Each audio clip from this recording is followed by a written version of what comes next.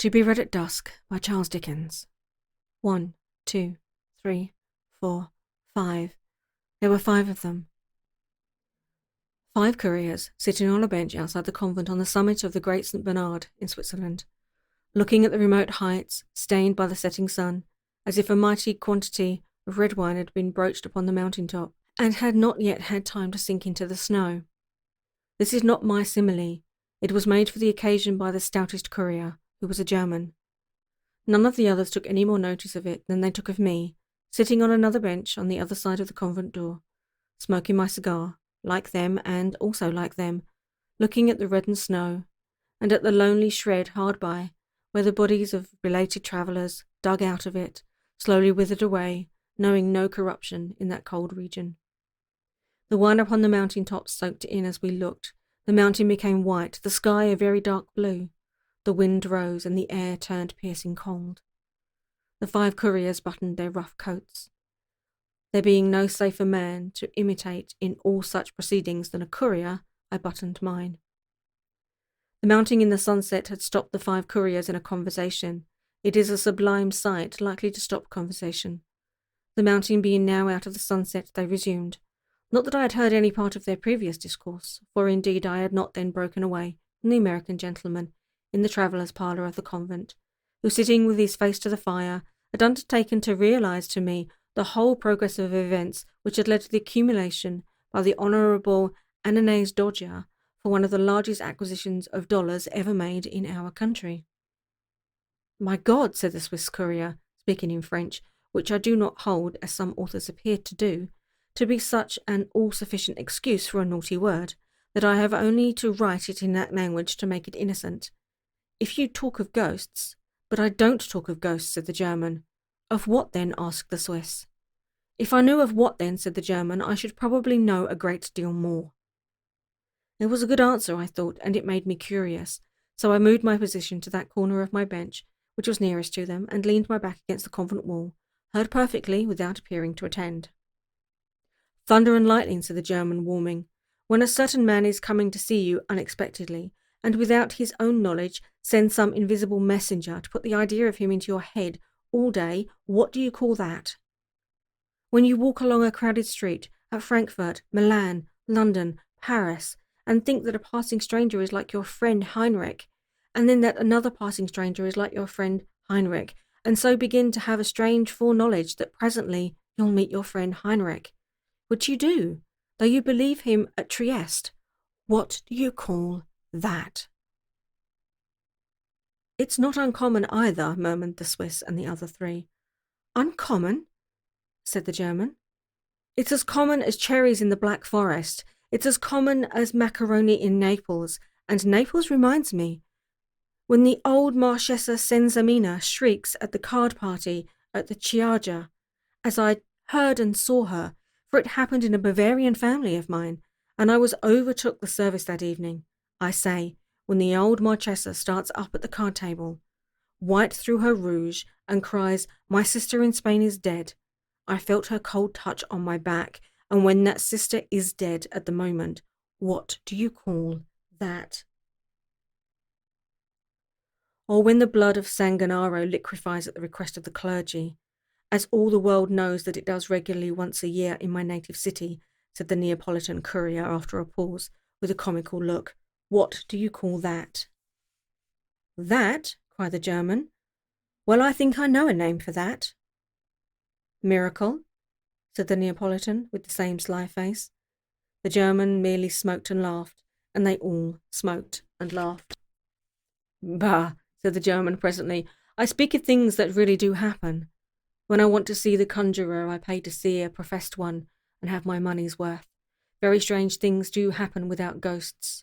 Ghost! Giovanni Battista, tell your story of the English bride.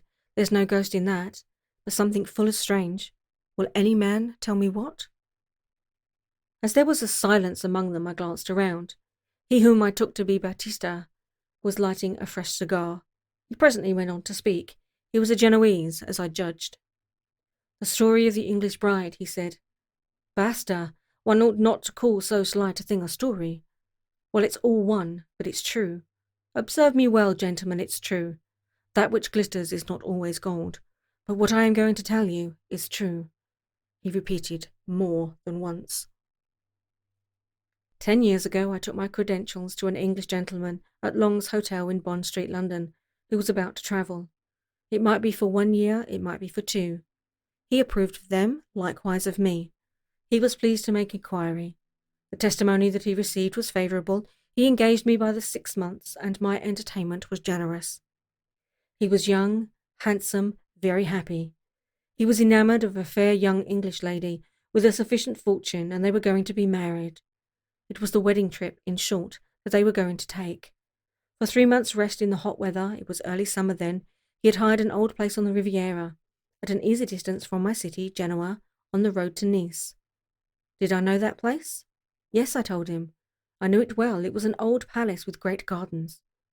It was a little bare, and it was a little dark and gloomy, being close surrounded by trees, but it was spacious, ancient, grand, and on the seashore. He said it had been so described to him exactly, and he was well pleased that I knew it, for its being a little bare of furniture, all such places were.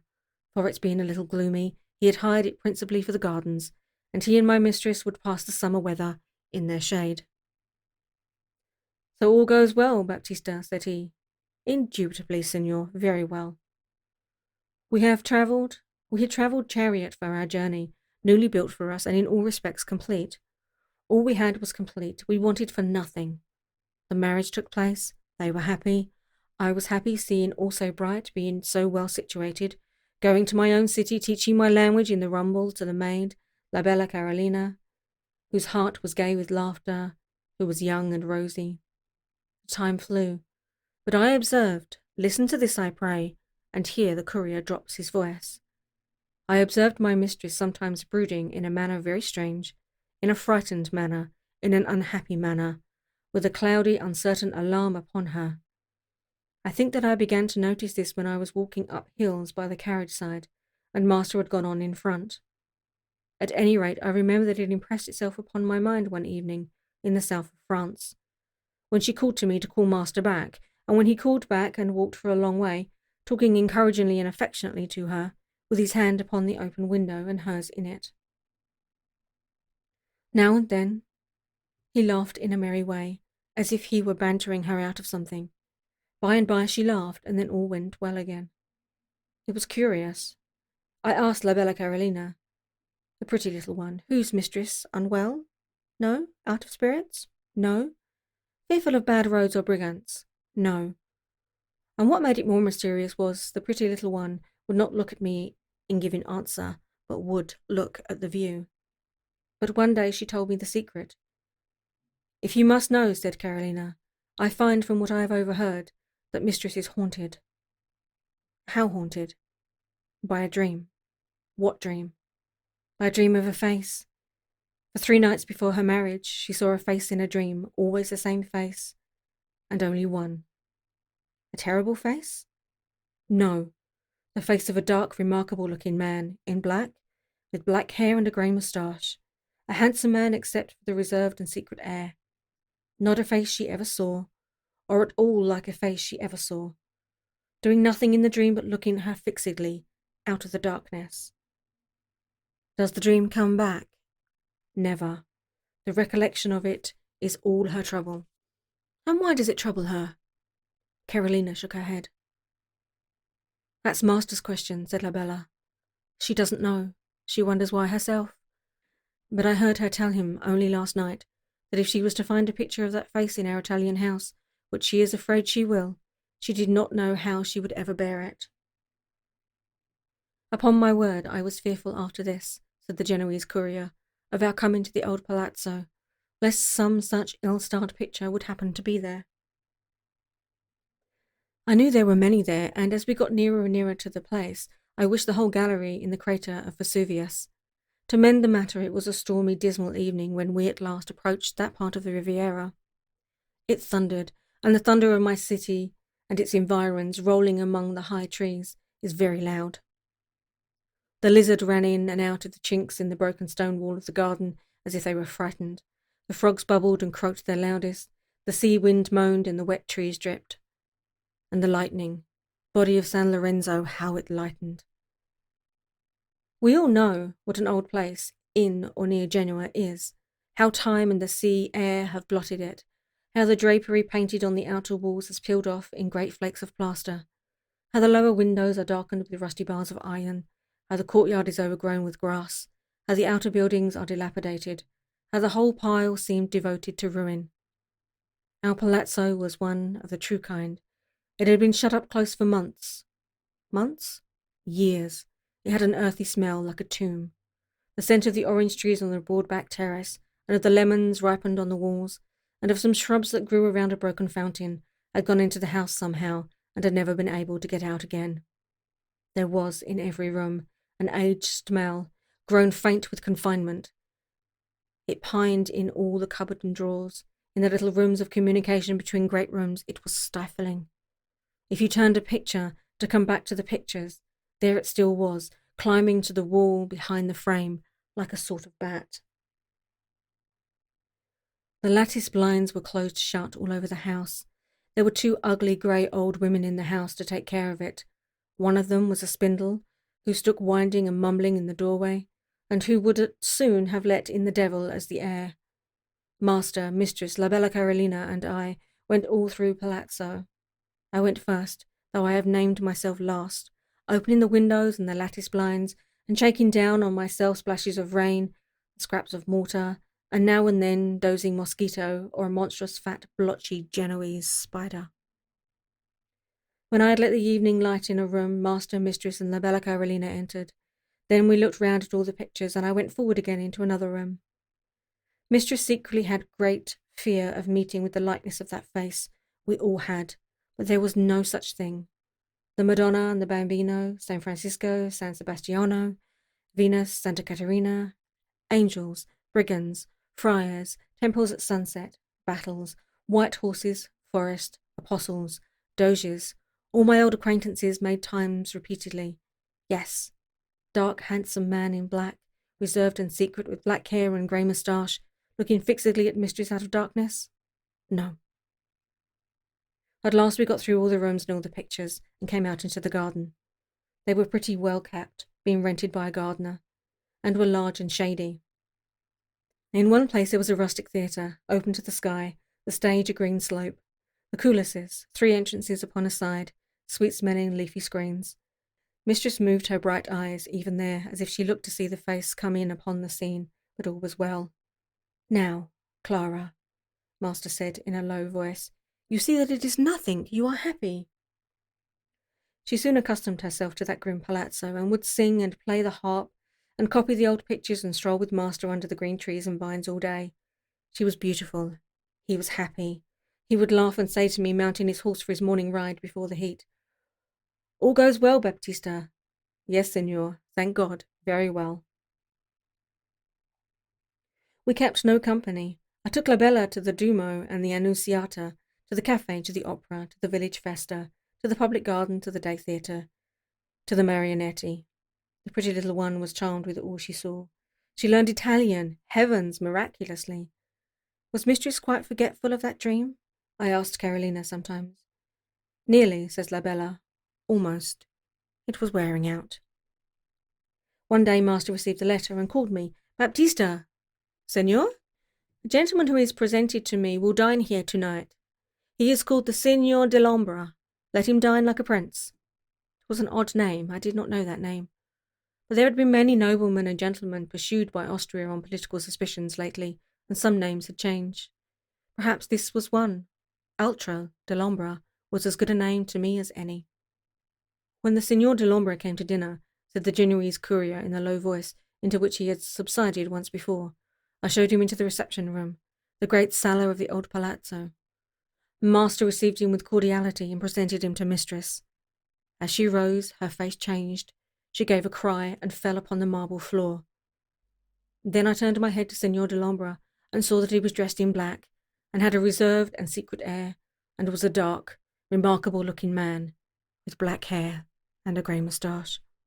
Master raised mistress in his arms and carried her to her own room, where I sent La Bella Carolina straight. La Bella told me afterwards that mistress was nearly terrified to death, and that she wandered in her mind about her dream all night.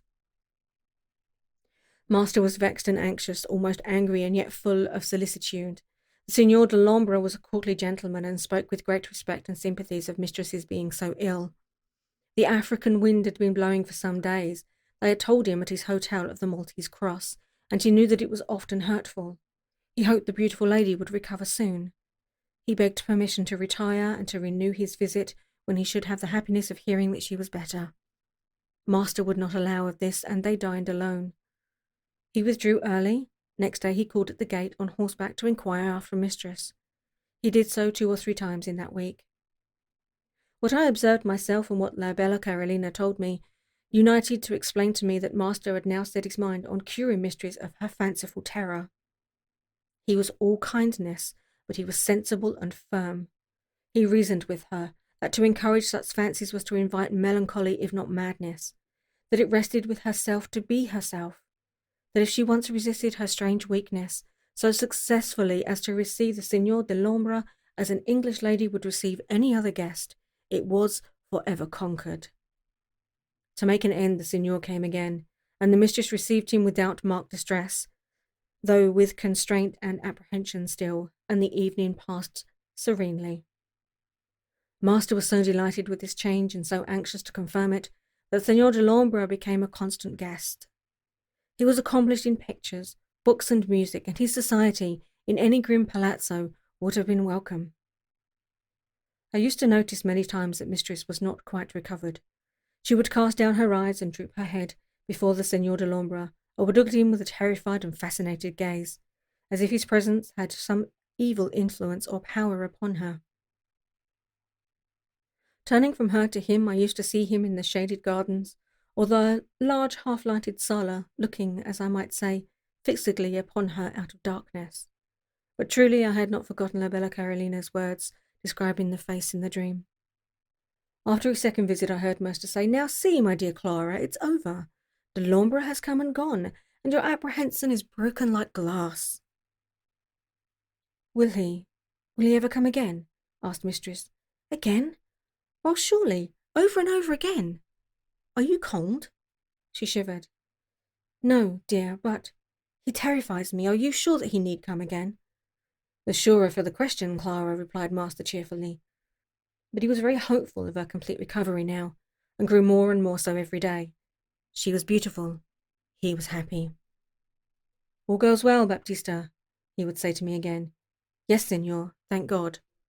All very well." "We were all," said the Genoese courier, constraining himself to speak a little louder. "We were all at Rome for the carnival. I had been out all day with a Sicilian, a friend of mine and a courier, who was there with an English family. As I returned to bed at our hotel, I met with little Carolina, who never stirred from home alone, running distractedly along the Corso. "Carolina, what's the matter?" "Oh, Baptista, oh, for the Lord's sake, where is my mistress?" "Mistress, Carolina?" "Gone since morning, told me, when master went out in his day's journey, not to call her, for she was tired, with not resting in the night, having been in pain, and would lie in bed until the evening, then get up refreshed. She is gone. She is gone. Master came back, broken down the door, and she is gone. My beautiful, my good, my innocent mistress." The pretty little one so cried and raved, and tore herself as I could not have held her, but for her swooning of my arms as if she had been shot. Master came up, in manner, face or voice no more the master that I knew, than I was he. He took me. I laid the little one upon her bed in the hotel and left her with the chamberwoman, in a carriage furiously through the darkness, across the desolate Campagna. When it was day, and we stopped at a miserable post-house, all the horses had been hired 12 hours ago and sent away in different directions. Mark me, by Signor de Lombra, who had passed there in a carriage, with a frightened English lady crouching in one corner. "I never heard," said the Genoese courier, drawing a long breath, "that she was ever traced beyond that point. All I know is that she vanished into infamous oblivion, with the dreaded face beside her that she had seen in her dream." "What do you call that?" said the German courier triumphantly. "Ghosts. There are no ghosts here. What do you call this? Then I am going to tell you. Ghosts. There are no ghosts here." "I took an engagement once," pursued the German courier, "with an English gentleman, elderly and a bachelor, to travel through my country, my fatherland. He was a merchant who traded with my country and knew the language, but who had never been there since he was a boy, as I judged, some 60 years before. His name was James, and he had a twin brother John, also a bachelor. Between these brothers there was a great affection. They were in business together, at Goodman's Fields, but they did not live together. Mr. James dwelt in Poland Street, turning out of Oxford Street, London. Mr. John resided by Epping Forest. Mr. James and I were to start for Germany in about a week. The exact day depended on business. Mr. John came to Poland Street, where I was staying in the house, to pass that week with Mr. James. But he said to his brother on the second day, "I do not feel very well, James. There's not much the matter with me, but I think I am a little gouty. I'll go home and put myself under the care of my old housekeeper, who understands my ways. If I get quite better, I'll come back and see you before you go. If I don't feel well enough to consume my visit where I leave off, why, you will come and see me before you go." Mr. James, of course, said he would, and they shook hands, both hands, as they always did, and Mr. John ordered out of his old-fashioned chariot and rumbled home. It was the second night after that is to say the fourth in the week, when I was awoke out of my sound sleep by Mr. James coming into my bedroom in his flannel gown, with a lighted candle. He sat upon the side of my bed and looked at me. "Wilhelm, I have reason to think I have got some strange illness upon me." I then perceived that there was a very unusual expression in his face. "Wilhelm," said he, "I am not afraid or ashamed to tell you that I might be afraid or ashamed to tell another man. You come from a sensible country, where mysterious things are inquired into and are not settled to have been weighed or measured. Where mysterious things are inquired into and are not settled to have been weighed and measured, or to have been unweighable and unmeasurable, or in either case to have been completely disposed of for all time, ever so many years ago. I have just now seen the phantom of my brother." I confess, said the German courier, that it gave me a little tingling of the blood to hear it. "I have just now seen," Mr. James repeated, looking full at me, that I might now see how collected he was. "The phantom of my brother John." I was sitting up in bed, unable to sleep, when it came into my room in a white dress, and regarding me earnestly, passed up to the end of the room, glanced at some papers on my writing desk, turned, and still looking earnestly at me as it passed the bed, went out at the door. Now, I am not in the least mad, and am not in the least disposed to invest that phantom with any external existence out of myself. I think it is a warning to me that I am ill, and I think that I had better be bled. I got out of bed directly, said the German courier, and began to get on my clothes, begging him not to be alarmed, and telling him that I would go myself to the doctor. I was just ready when we heard a loud knocking and ringing at the street door. My room being an attic at the back, and Mr. James's being the second-floor room in the front, we went down to his room and put up the window to see what was the matter. "Is that Mr. James?" said a man below, falling back to the opposite side of the way to look up. "It is," said Mr. James. "And you are my brother's man, Robert?" "Yes, sir. I am sorry to say, sir, that Mr. John is ill. He is very bad, sir. It is even feared that he may be lying at the point of death. He wants to see you, sir. I have a chaise here. Pray come to him. Pray lose no time."